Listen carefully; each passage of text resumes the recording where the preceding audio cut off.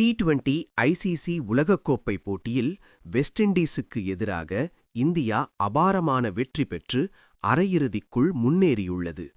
முதலில் பேட்டிங் செய்த west Indies 20 ஓவர்களில் 195 ரன்களுக்கு 4 விக்கெட் இழந்தது.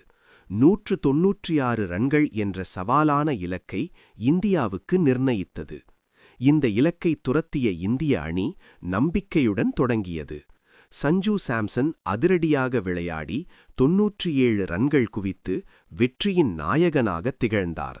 அவரது தாக்குதலான இன்னிங்ஸ் போட்டியின் போக்கை முழுமையாக மாற்றியது. பந்துவீச்சில் ஜஸ்பிரித் பும்ரா முக்கிய விக்கெட்டுகளை கைப்பற்றி எதிரணியின் ரன் வேகத்தை கட்டுப்படுத்தினார். இறுதியில் இந்தியா 19.2 ஓவர்களில் 199 ரன்களுக்கு 5 விக்கெட் இழந்து 5 விக்கெட்டுகள் வித்தியாசத்தில் வெற்றி பெற்றது. இந்த வெற்றி இந்திய ரசிகர்களை கொண்டாட்டத்தில் ஆழ்த்தியுள்ளது.